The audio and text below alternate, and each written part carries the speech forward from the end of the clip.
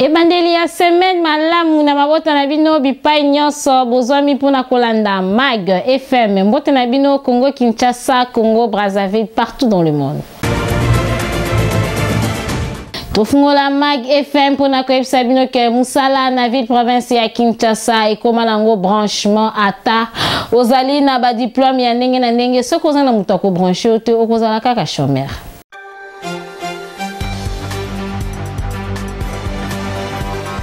Na ville province ya Kinshasa kozwa musala ekoma eloko moko ya mutuya ekoma diamant. Ozala na ba compétence ou pas pona kozwa musala ekoma nango kaka likambu ya relation rela to likambu ya branchement. Yango ba licencié ba gradué ba komi ebele kasi bakoma kaka na ba société ya ba cabine to ba chailleur. Pona nini kosala na ba bureau ekoma nango bloqué soki ozali na clé d'or te okofongola te okokota te, c'est-à-dire il faut zala na mutu oya ko brancher yo ozali na noko ndeko camarade oya kosala ke okota na entreprise quelconque nzokande ba entreprise ebele ezala privé to pe à l'état bakoma kosalisa ba test moko ya lukuta ata osali test kasi ekokoma ya ko engager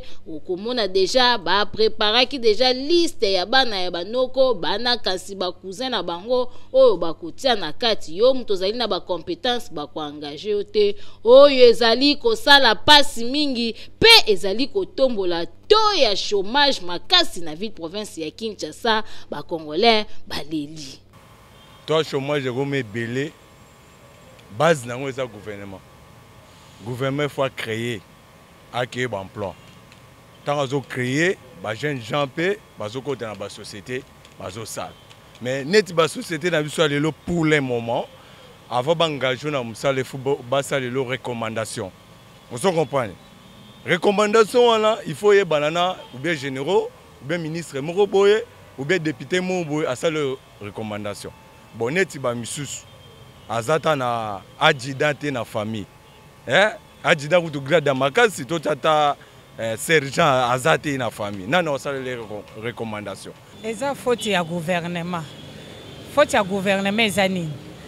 Po bana bazotanga. Na ba pays d'Europe to mona ta bana ba otanga ba 6 classe. Mbala mo ba koti ba mona musala mutabandi ko sala a récupérer pe oyo ba parents ba futaki ba minerval ba makambo ebele.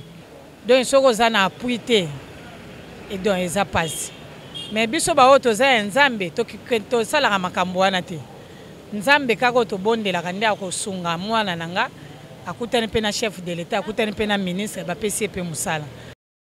En tout cas, pour na likambo oyo to ko interpeller kaka na ba autorité ba fongola na numisu po ba kinwa bazali ko nyokwama ba diplôme ezali ko tonde belé kasi misale ezali te chef de l'état atala na nu dossier oyo malamu na misu na ya mibale po misala esale masoki misala ezwami na ville province ya Kinshasa ba jeune ba komi ko sala to ya kuluna pe ya chômage et kosila na ville province ya Kinshasa. Dossier oyo ezali à suivre.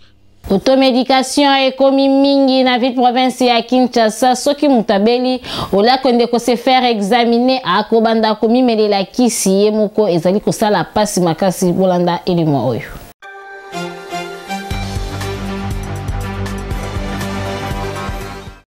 Automédication tope komi melela bakisi sans kosala ba examen ezali eloko ya malamu te. Kasi bakinwa mingi soki abeli okomona akei komisombela kisi na pharmacie. Misusu kutu bakendaka plus loin a expliquer kaka moninga ke nazoka boye. Moninga apesi epe ordonnance na ye ayebisi ye ke ngai pe na bandaki koyoka kaka bongo. Akokende kosomba bakisi selo ordonnance oyo basaelaki moninga ba examen. Nzokande ezali malamu te komi melela bakisi sans ko se faire examiner. Kaka kaka ndenge balobaka la santé n'a pas de prix ndeko kosala erreur te soki nzoto etungisi yo obanda komimelela bakisi sans que se faire examiner po oyebi te maladie nini ezali kotungisa yo okomela kisi mususu nzoka nde ezali pe maladie misusu nde ezali kotungisa yo boyebaka ke bakisi oyo tomelaka ezalaka nanu poison ya makasi avant ya komela il faut yeba kisi nini okoki komela pe dose nini ya bakisi okoki komela soki santé est dérangée kima mbango na hôpital to pe na centre ezali pembeni po la santé n'a pas de prix bokeba okoya komela bimelamela pe bakoya kokunda yo pamba. Na quartier Njili Brasserie mai ezali pasi makasi kuna na commune ya Nsele Bolanda.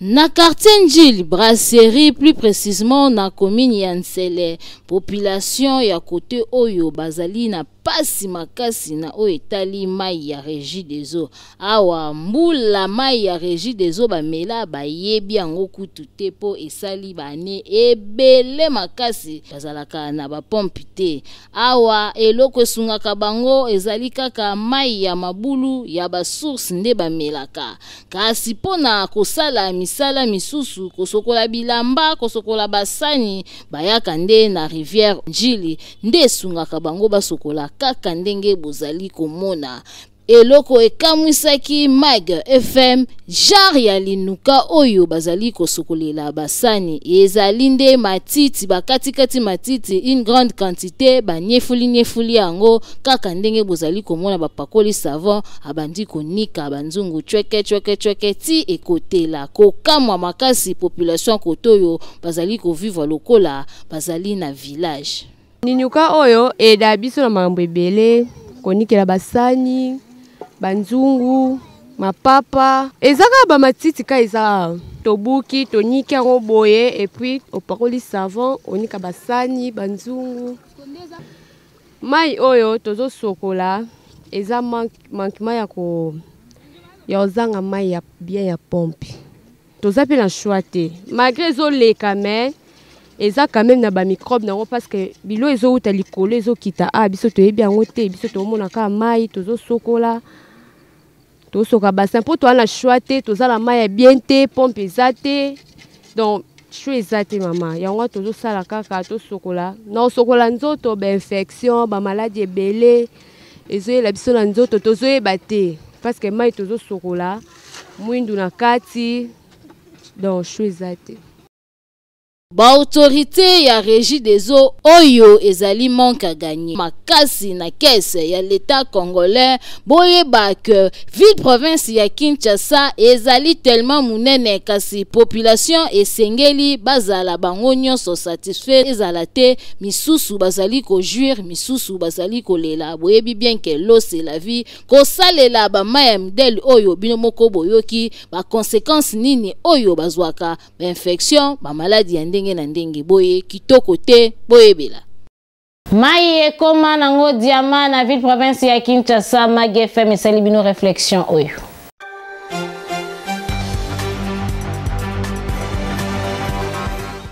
Mai ezali eloko ya motuya na bomoi ya mutu kasi na ville province ya Kinshasa mai ekoma vraiment problème na ndenge ya kusakana te soki otamboli na ville province ya Kinshasa oko remarque que na ba commune mingi bazali na difficulté ya mai ebele bayebi na bango mai ya Régie des eaux te basalelaka mingi mai ya forage ya ba source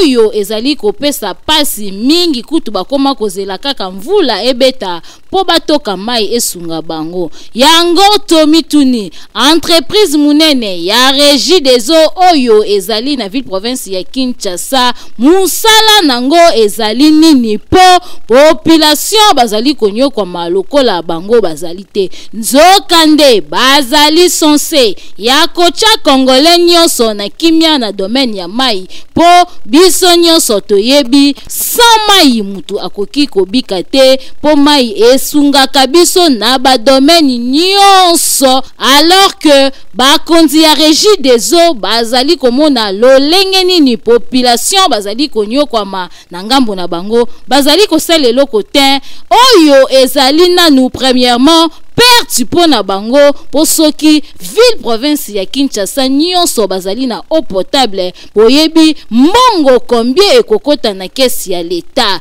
Na yango wana tozo ko interpeller bakonzi ya régie des eaux bosala nanu musala oyo esengeli bosala population a se retrouver mai ekota na kwen nyonso ya ville province ya Kinshasa po population bayeba nde na ko se retrouver. Ata bino moko tozali na ba rivière na fleuve na kati ya capitale ndenge nini population bazali konyokwa mapo na mai oyo ezali dossier ya suivre. Population bazali kotalela pe bazali ko jimele boye kitoko te batu bako vivre ndenge nini boyebele.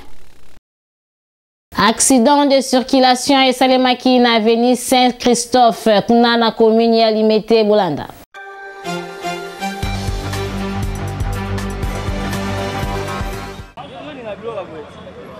Accident de circulation et salemaki mokolo ya lelo na avenue Saint-Christophe na quartier Funa na commune ya Limete. Mutuka ketch oyo pe grand car oyo etutani kaka ndenge bozali komona selon ba information. Mutuka ya munene oyo ememaka ba essence ezalaki nango na privilège elingaki evire kasi lokola ba chauffeur ya ketch bazalaka pressé bakanisaka nzela ezalaka ya bango moko aweleli koleka na mwa espace etikalaki alingia leka kaka boye directement grand car ezwaye na mupanzi kaka ndenge bozali komona. Heureusement mutu akufi te mutu azoki te kaka dégâts matériels. Ba chauffeur ba conduire ba mutu na bango balingi kimia te parce que les chauffeurs oyo mutu munene oyo après ça des pilotage ke atokota ya mona ka dépiner dike après ça dike ka dépiner aye kokota mutu ba munene kwese mutu ba munene ya porte za ko ya keti donc on va contrôler na nzela donc mala nzela ko sambela oyo ba nini pasi ni omba bimo ya ba na nzela parce que vie ezamoko donc on va vina côté mo site ko ba radio donc vie ezamoko.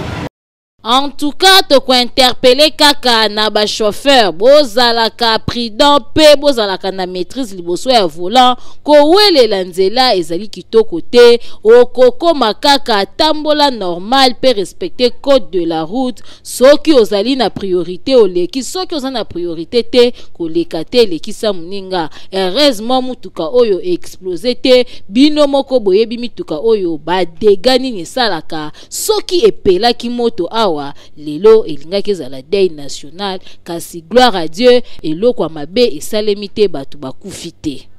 Kuluna elongwe nango epa ba civique et committee epa ya bana classe Bolanda élément oyo.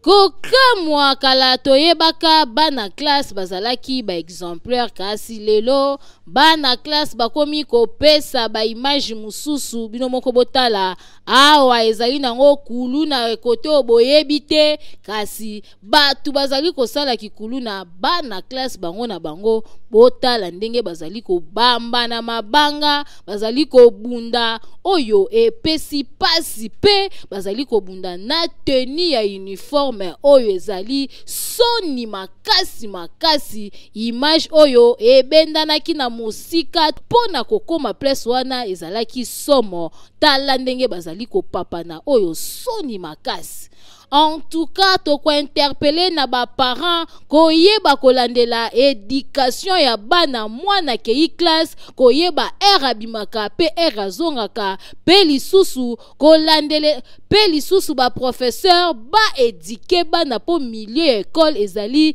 deuxième place pe oyo mwana il faut azwa éducation soki azwi ya ba parents classe pe ezali esika ya ko éduquer po comportement ya boye ezali kopesa soni makasi na mboka oyo ezali kitoko te. Mag FM kitaki esika basalaka bambabula pona kolakisa bino ndenge nini basalaka yango po ekoma na bandako na biso.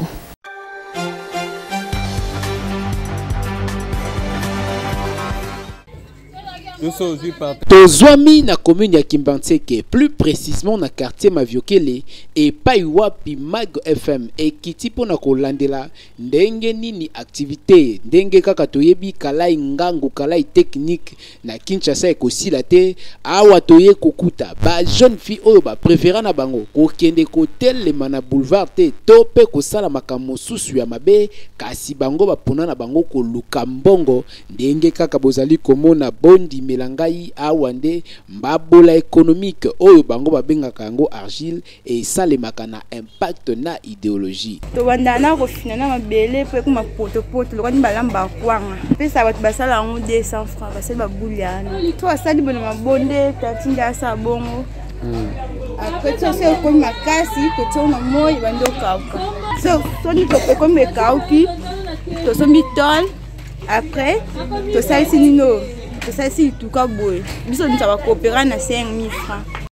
mbabole économique ndenge kaka tomesana kobenga yango bondi melanga et salamaka na impact na idéologie c'est-à-dire processus monene kino bakende kobeta batol babalola argile pe ba fabriquer yango ekoma mbabola ndenge kaka bozali komona na bilili boyebaki ele kaka na ba étape ebele avant et servir ba maman pe bateau nyonso ba préférant na bango kolamba na makala lokola kaka courant snel pe awe koma mikakatano ndeko mwasi yeba ke mosala eza kaka kosala kindumba te kasi okoki pe komonte entreprise na yo kobanda na se kino nzambe atombola na mosala na kolanda exemple ya ba jeune fille oyo ba préféra na bango kosala pe koteka mbabola économique Kinshasa makambo boyende ezalaka.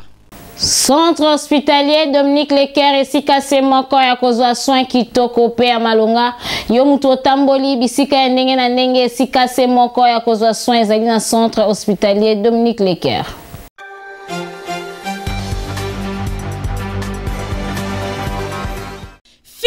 Fini makambu ya kokende ko se faire soigner na ba centre ya simandaku oyo ezali koboma ba congolais mingi po mobange na hôpital oyo ezali na ba norme sengeli yangoyo. Centre hospitalier Dominique Leker eye kosunga peuple congolais azwa soin ya malonga na ndenge sengeli mwana Congo. Centre hospitalier Dominique Leker okokuta awa ba pareil ya malonga ya médecine moderne ya solo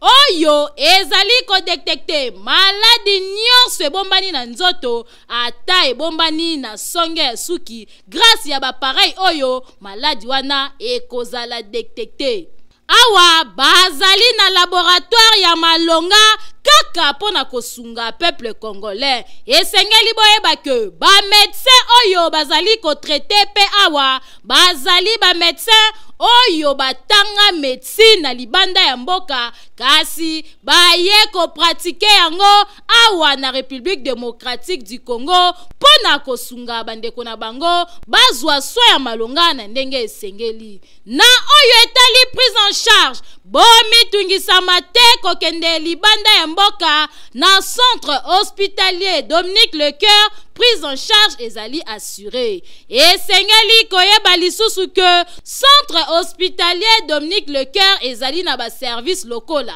Chirurgie, maternité, radiologie,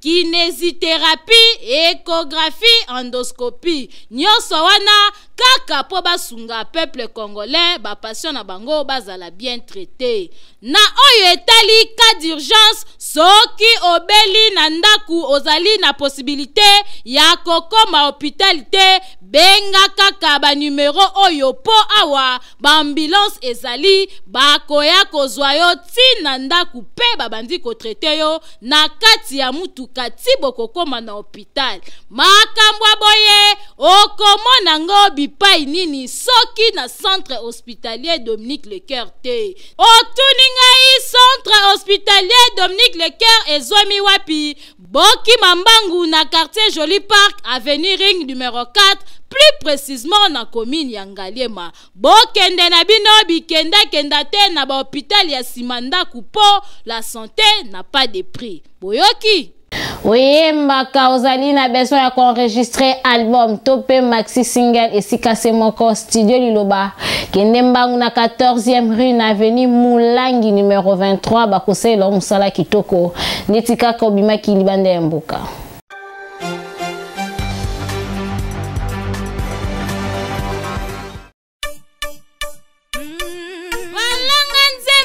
Bakolo kunga solution pona bino eye yo mutu ozali na besoin ya kobimisa album single maxi single kimambangu na studio liloba na 14e rue po kuna okokuta biloko ya mopaki c'est-à-dire appareil ya kanda studio liloba ezali na qualité ya kosakana te ebongo bakita ebongo ba micro okokutango esika mosusu te kaka na studio liloba.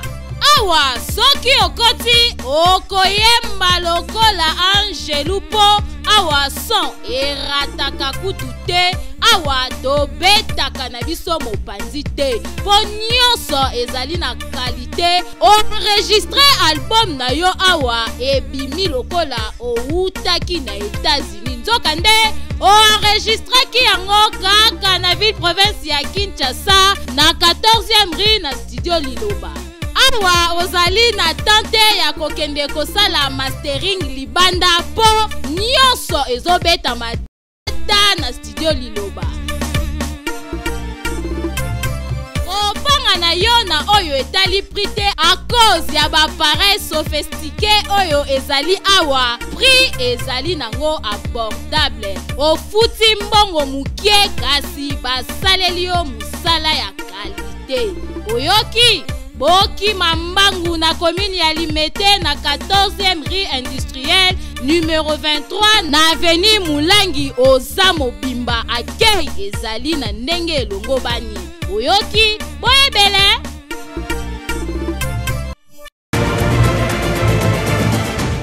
Tokomi na suka ya Mag FM kasi tozali na page rose.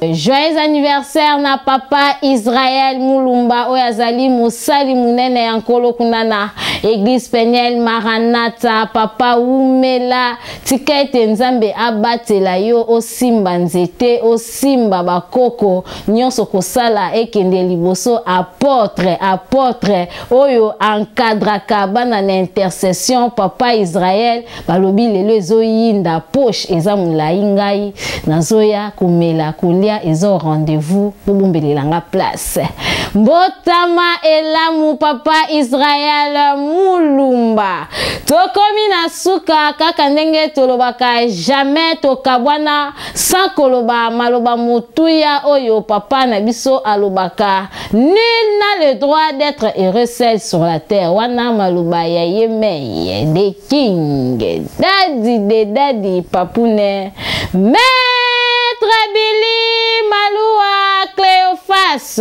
nul n'a le droit d'être heureux seul sur la terre. Boyoki nganabino tokutani mikolo ezali koya soki nzambe apesi biso lisusu bomoi.